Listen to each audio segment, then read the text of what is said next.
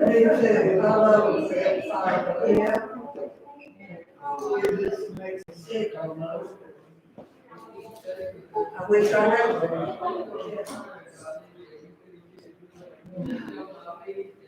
We can have a little. Stove, yeah.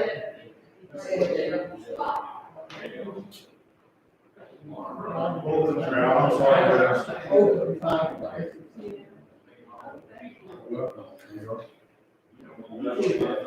Was that two of them? Yeah, I got two. Okay.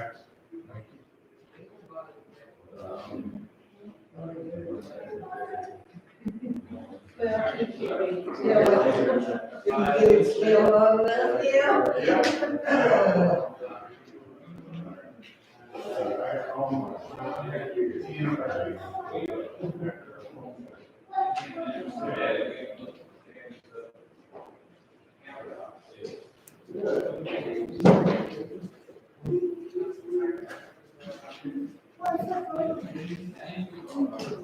Barbara, are you calling this one? I know, y'all will be told.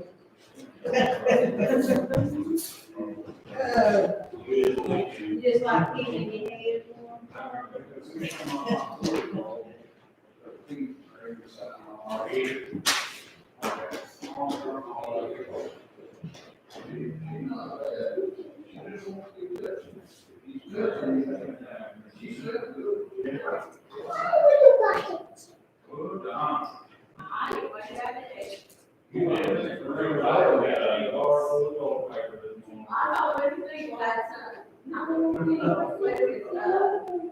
I bet they need to pay some more. Goodness.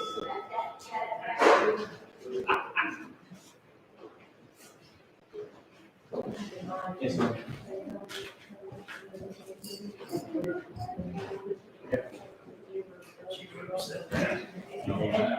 I'm telling you, probably need to pay some to make it go right. I've been doing it like.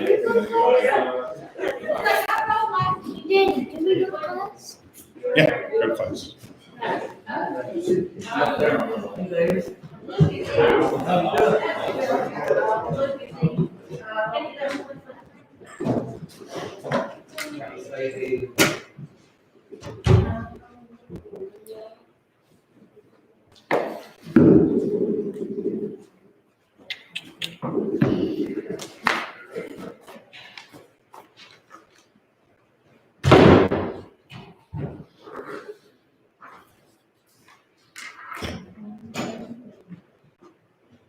All right. Good to see everybody. Good to be able to be back and study some more in this. This week we're going to start.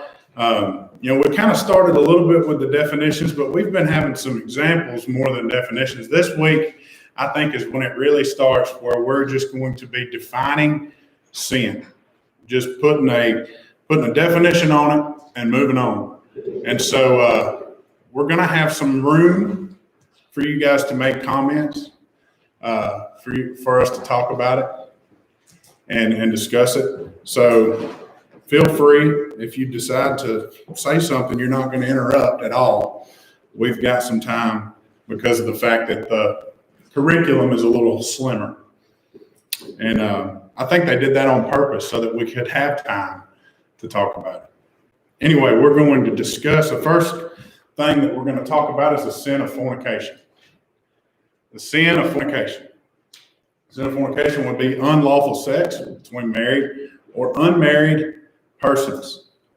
Unlawful meaning that it's not approved by God. This would be sex that would be between, like I said, either married people or unmarried people that would just not be approved of the Lord. The general word for fornication is sexual immorality. When we look at different translations, a lot of times we are kind of weary about looking into a different translation because it says something other than fornication there or something of that nature. When we look at specific verses like Matthew 19:9, a lot of times they change fornication to sexual immorality. It means the same thing, and there's an umbrella of the same facts under that. Now, like I said, a lot of people want to make a big deal about it. I think that, hey, fornication is sexual immorality, is it not? And so when you say sexual immorality, we're not talking about the light stuff. We're talking about from the light to the big stuff, from the littlest to the smallest. I mean, from the littlest to the biggest. It's, as I said here, it includes adultery, homosexuality, sexual perversion, things like that. And we're told in the Bible that we should stay away from it. We're told in the Bible that there's, let's look at 1 Corinthians 6 and verse 18. 1 Corinthians 6 and verse 18.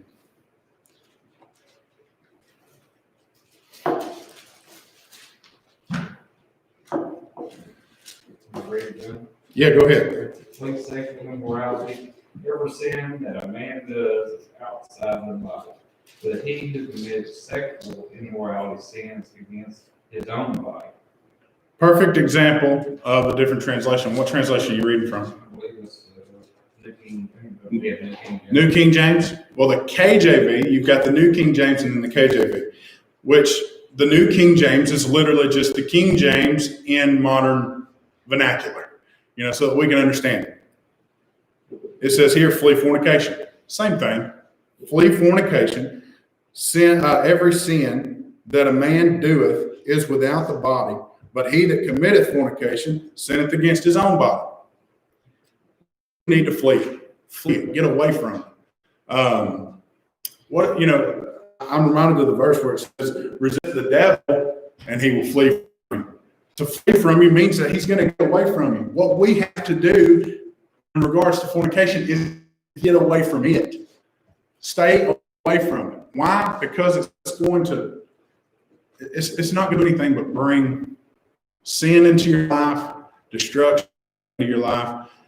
We talk about, especially with married couples, when a man and a woman are joined, it's that from now on.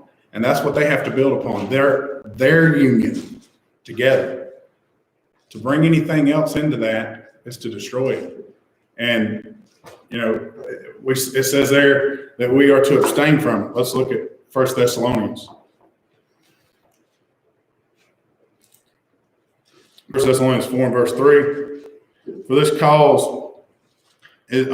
is the will of God, even your sanctification, that you should abstain from fornication. Again, there's that same idea of staying away from it, avoiding it.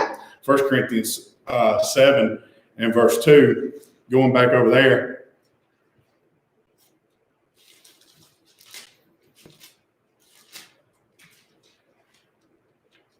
Seven and verse 2 says, nevertheless, to avoid it, avoid fornication. Let every man have his own wife, and let every woman have her own husband. Avoid fornication. Get away from it. If you can't, if you can't live a life without fornicating, it's better for what? It's better for you to marry. It's better for us to get married and live a life with somebody than to live a life in fornication, continuous. Now we need to, and we need to take heed to that. We need to listen to that because of, like I said, this is just one of those sins that not only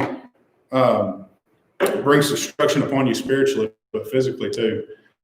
I've seen it in my own life, not my married life, but I've seen it, in my family and how it tore my parents apart.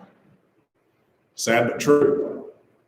And, at a young age, the damage that it does, not only on the marriage, but on the children as well, for years to come after that, something just not worth it. Like I said, when we talk about these sins and we discuss these sins, the reason that we're defining them is so that we understand the severity of what, number one, the harm that they can do, but number two, just the reason why it's so important to stay away. When we have the knowledge of how harmful these sins are, it's going to make us want to stay away from them even more. And so fornication definitely is one of those that we can all agree that we need to avoid.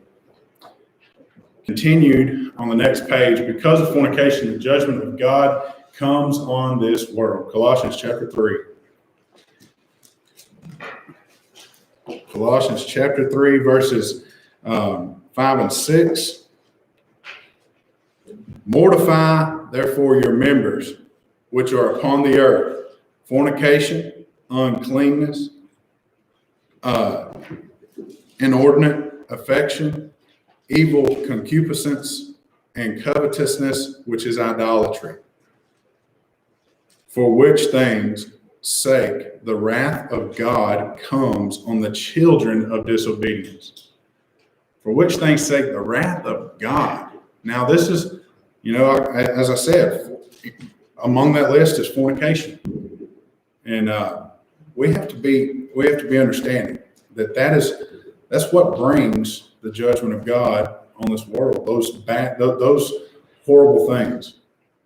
Examples of fornication in Scripture, as again, we can look at some different things and verses where it's mentioned. If we go to 1 Corinthians 5, so we're going to go going back and forth, but in 1 Corinthians 5, he deals with one specific case of a son having relations with his, I'm guessing would be his stepmother, and the wife of his father. And what he tells them there, and what we've talked about before, is to deliver such a one to Satan. Remember when we discussed withdrawing fellowship, we're talking about this. That's what he says. This fella in verse 1, it says, it is reported commonly that there is fornication among you. Paul addresses that situation. He doesn't just leave it void. He doesn't leave it. It's important that it's so important that he put it in the letter. He said, make sure that you address this issue, because it's something that's going to be, it's not only is it spiritually dangerous for the person and the people involved, but that congregation as well. Huh? Yeah, it'll ruin the church. I mean, it really will. It's a mess. It'll bring a mess. It says, it's reported commonly that there is fornication among you, and such fornication as is not so much as named among the Gentiles, that one should have his father's wife. And you're puffed up and have not rather mourned that he that hath done this deed might be taken away from among you. Well, what he's saying there is that you guys are not doing anything about it. Y'all are leaving it alone. You're leaving it alone, and this issue needs to be addressed. For I verily, as absent in the body, but present in spirit, have judged already, as though I were present, concerning him that hath so done this deed. Now he told him, he said, if this is really if this is what's happening, he said, it's so serious that I've already judged it. I don't even have to be present to tell you that this guy needs to be addressed, that this guy needs to have something needs to be done about it. He says, in the name of our Lord Jesus Christ, when you are gathered together in my spirit with the same, or with the power of our Lord Jesus Christ, this is what he told them to do. Deliver such a one unto Satan. When we entangle ourselves with the sin of fornication, and we allow ourselves to become subject to something so great, something so horrible, we're delivered unto Satan. That's what he tells the church to do. Deliver that person unto Satan. Now, I want us to understand something, though. The reason, though, if you continue reading, for the destruction of the flesh, that the spirit may be saved in the day of the Lord Jesus. He wants for this person, this man, to be restored. He wants his soul to be right. And he says, do this as an exercise to show this brother that it can't be tolerated. That kind of sin and that presence of ungodliness among the people of God cannot be tolerated. And that's why it's important when we handle things, and that's what Paul's telling them. He says, do this right now. Don't just thumb around like you have been doing and not do anything about it, but do something. He said, you guys are just standing around acting like nothing's wrong. Huey said something when we were discussing withdrawn fellowship. And it's like, you talk to somebody and you hear what they're saying and you really hear something. Sometimes you really hear what they're saying and it doesn't leave. He said, I suffer to say if we would have been quicker in times past to discipline folks right then and there, promptly, that we may have been able to save them. That's what Paul's telling them. Stop standing around not doing nothing about it and get busy about doing the work of the church. Show them. Why? Because there's a soul at stake. That's what it's all about, y'all.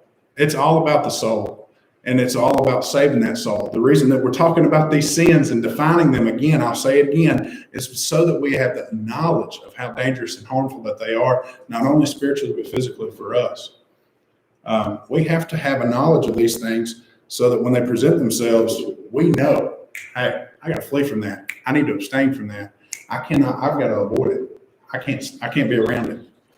James quotes the Levitical laws in Acts 15 and verse 20 before Jerusalem Council, which also included the fornication.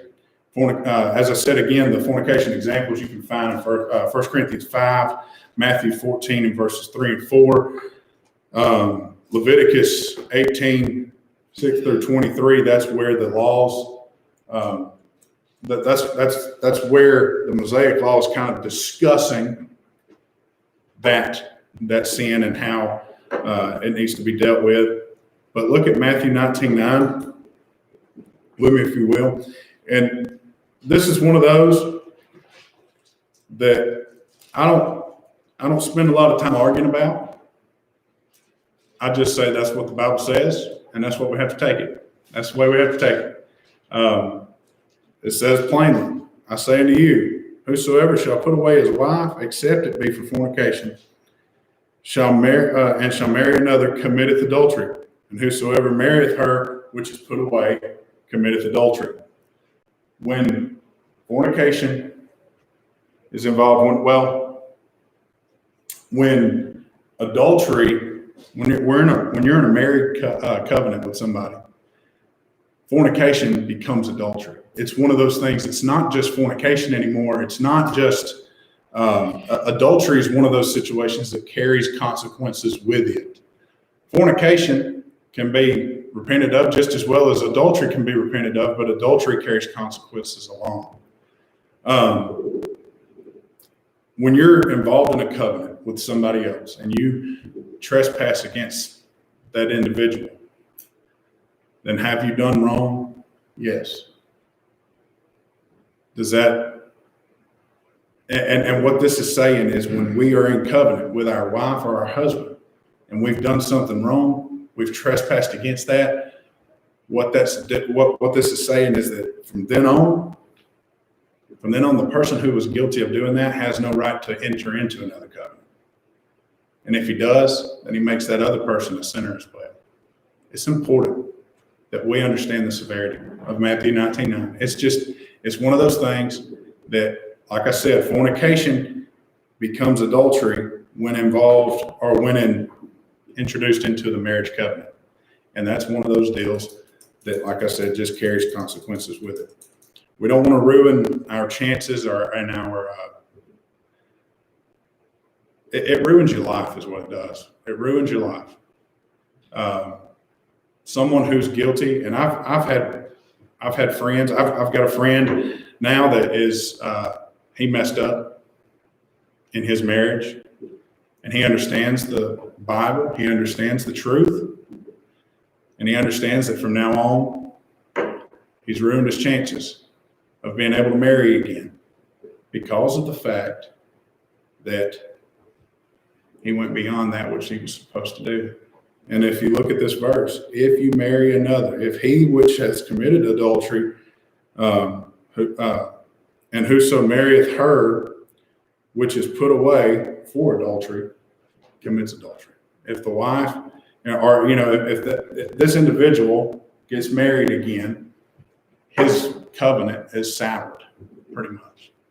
It's not something that's pleasing to God. He looks upon it as something that's not approved because he ruined it. He has that consequence. It's a sad deal. Like I said, those things, they cause a mess for the guilty party for sure. Sin of wickedness. Let's talk about that one. Given to lawlessness. Lawlessness. That's without the law and a bunch of it. Lawlessness. Given to wickedness. Given to lawlessness. Wickedness means without the law. Examples of that would have been in Noah's day in Genesis 6. God looked upon the earth. He wasn't pleased with what was going on. And what did he do? He saw the wickedness of the world and he came to Noah, didn't he? Came to Noah and he said, look, Noah, I've got a plan. This is what I want you to do. I want you to build this ark. We're going to put some animals in it. And he said, I want you to preach to the people the whole time you're building it. Get on the ark. Noah did that very thing. He told them for 120 years, I think it was, it took them to build it. And so that amount of time is this, he's preaching the same sermon over and over and over every day. Get on the ark, get on the ark, get on the ark. One day it's going to rain, one day it's going to rain, one day it's going to rain. They didn't want to hear it. Why? Because they were so consumed in their own selfish desires. I think that's exactly what it was. They're not focused on what this fella says God's going to do one day because they're so consumed in their own wickedness. Lawlessness has consumed them. And so God did that very thing. He separated the righteous from the wicked. That water, when it rained, that's what happened. The boat and the water caused a barrier, a dividing line between that which was wicked and that which is righteous. Since the beginning of time, God has had a dividing line between that which is right and wrong. And you and I need to take heed to that. Wickedness is not okay in the eyes of God. Look at Sodom and Gomorrah. Destroyed, verses Genesis 18 and 19. It's destroyed because of the wickedness that was there. They could not find, was it 5 righteous? It got down to 5. Could not even find 5 good people. Plead after plead after plead. God, if you can just find this many, if you can just find this many, all the way down to 5. God couldn't even find 5 good ones. The city had gone and chased after its own desires and fell into that wickedness, which ultimately led to its demise.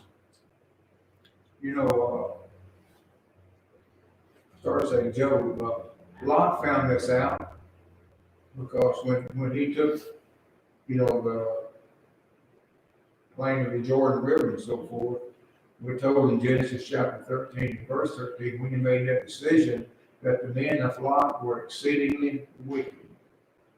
And he went and pitched his tent there and lived there, and we'll see what happened. When you pitch your tent metaphorically toward wickedness, look at the dangers that happened. He lost his freedom. He lost his flocks. He lost his family.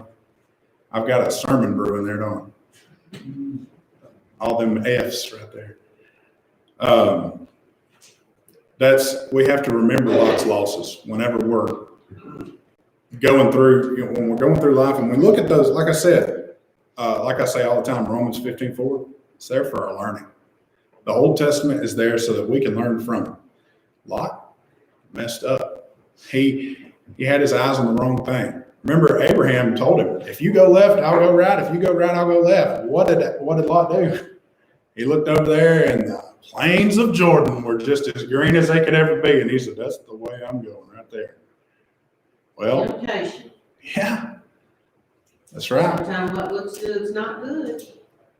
The grass is not always greener on the other side, is it? All that glitters is not gold. There you go. We got all kinds of them sayings. That's good. I'm telling y'all, I'm going to go back and watch this video and come up with a sermon.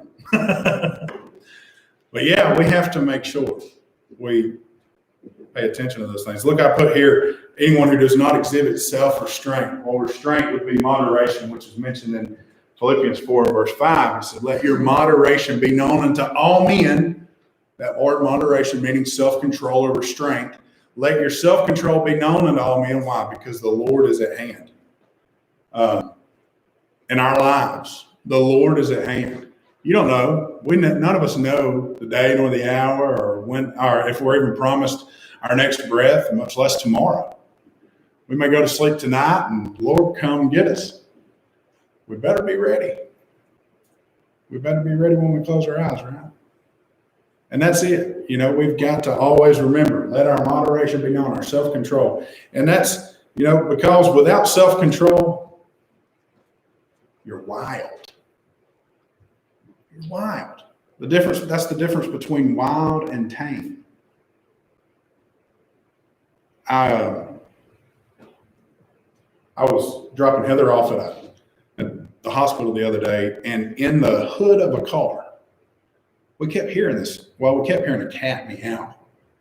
I was like, where's that coming from? And my headlights were parked right in front of the car, and I just happened to look down, and I saw this little gray cat in between, or right in front of the radiator, but trapped behind the grill of the car. So he had got himself, I guess, when the hood was popped down in that little area, and got himself stuck. Well, I worked, I got up under there, and I looked around, and I couldn't find anywhere I could reach my arm. So Heather went in there, and it happened to be one of the sleep studies that had just got there, so she wasn't asleep yet. She said, can I have your keys to your car so I can get this cat out? And she told her the situation, and the lady said, yes, I've been hearing a cat meow for a couple days. And so we're thinking, oh my goodness, this little cat ain't ate in 2 days. Well, I got the hood popped, and I opened it up, and the cat was biting at me immediately because it was scared, but as soon as I reached down in there, it stayed tame long enough for me to get it out. Then it went crazy, and I just had to let it go. It ran off into the woods, and I'm hoping that it found itself a rat to be able to eat. But I'm telling you, it scratched me all up. I told Heather, I said, I just had to let it go because it went nuts. A wild thing. That's the difference in moderation. Someone who exhibits self-control is one who's tame versus one who's just buck wild and crazy. As Christians, should we present ourselves as buck wild and crazy? No. We have a responsibility to at least look like we got it together. We got to walk around right with our heads held up and doing the right thing. It's just that. All right, let's talk about the sin of covetousness. Covetousness, a greedy desire to have more. Covet. God forbids coveting our neighbor's home, our neighbor's wife, servants, or possessions. Exodus 20 and verse 17. Have you ever looked at a house and said, wow, man, I'd like to have that house. That is an awesome house. I try my best now. If I see something I like, this is what I say. I say, man, I sure would like a house like that. You know why? Because if I say I want that one, that's coveting. That's saying I want that person's possessions. I can't do that. Sure, it'd be nice to have a house like that one day. It'd be nice to have a truck like that, but not that person's truck, because if you take that person's truck, then they're without and you're over here just lollygagging around like you got it all, but that person is without. You think about that. That's why he wants us to stay away from that mindset of covetousness, because it's painting a picture of you having what this other person has and leaving them without. What should be the attitude of a Christian? Love God, then what? Love your neighbor. Love your neighbor, right? And just the same way that you love God with all your heart, soul, mind, and strength. That's what he says. And so, in a like manner, love your neighbor. Heart, soul, mind, and strength. Not just your next door. That's everybody. That's yeah. Thank you for saying that. That's absolutely right. We can't take that literal. That is everybody. That's anybody and everybody. We have to make sure that we exhibit love. Some examples of covetousness. We see Achan in Joshua 7 and verse 21. Let's go there. How much time do I have? I've only got about 3 minutes, don't I? We were reading the first day on just a couple of minutes. Okay. I didn't know that I was going to finish it, but I was hoping that I might at least get halfway. It don't look like I even got halfway. I'm on slide 5 of 11, so almost halfway, but not quite. Not sure. If you get there before I do, just start reading it. Chapter 7 and verse 21. When I saw among the spoils a beautiful Babylonian garment, 200 shekels of silver and a wedge of gold weighing 50 shekels. I coveted them and took them, and there they are, hidden in the earth in the midst of my tent, with the silver under it. Okay, so he comes to him and he says, yep, I did it, took it.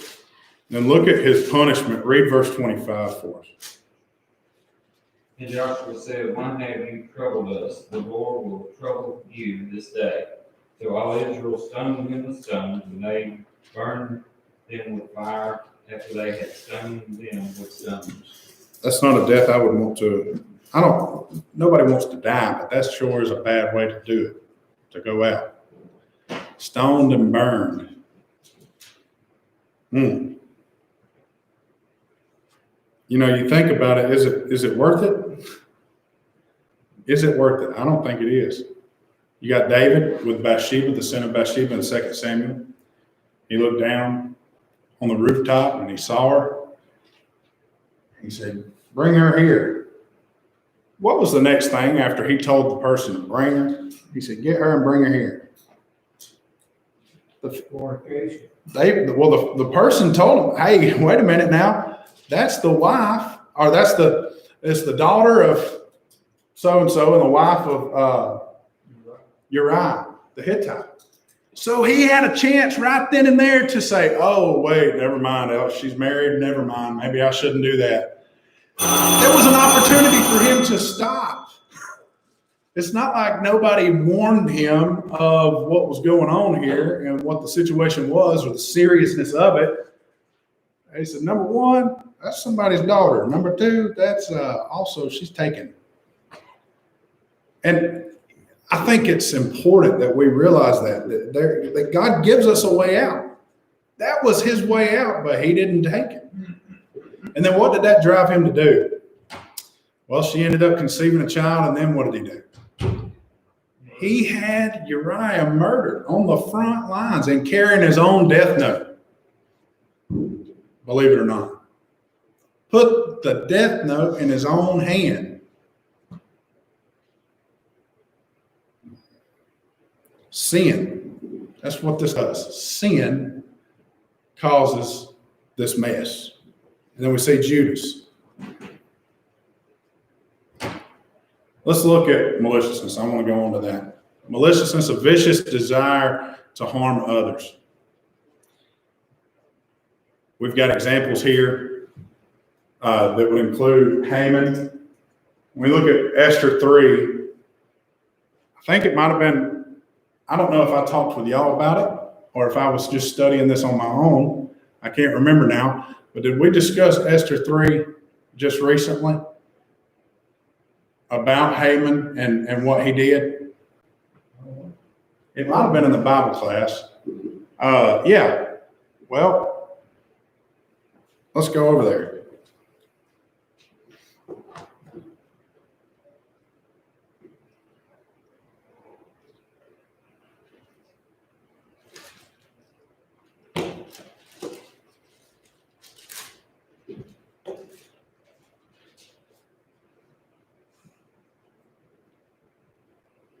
I want to try to figure out where it was that I wanted to start here.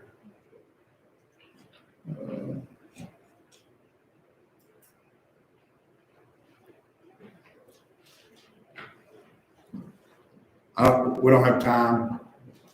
It's in Esther 3. I forget where the verse was. Mordecai, he hated the Jews. Haman hated the Jews because Mordecai just wasn't having it. anyway, what happens is he arranges for Mordecai to be hung on these gallows. He makes these, he has somebody arrange this situation where he was going to hang the body of Mordecai for all to see. Well, guess what? He is the one that ended up with the very punishment that he had arranged for Mordecai. And we've got the example of Demetrius, talebearers and gossipers.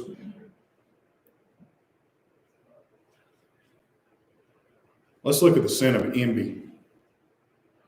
Envy is ill will toward other success. Kind of goes hand in hand with covetousness, doesn't it? Envying, coveting. It does, kind of, because immediately you see somebody's, you see somebody's brand new house and nice truck, and I'm not talking about you, Michael. But no, you start seeing it and you want it for yourself, and then that causes you to have ill will, ill thoughts toward this person's success. You see the Jewish leaders in Mark 15, verse 10, and then Joseph's brothers in Genesis 37. They envied Joseph because he was his father's favorite. And so the sin of envy resulted, especially in the situation with Joseph. Remember what happened? It drove them to literally fake Joseph's death. Take him off and dump him in a pit, then sell him into slavery and fake his death. They smeared the blood all over that pretty coat and took it back to their dad. Daily Bible readers.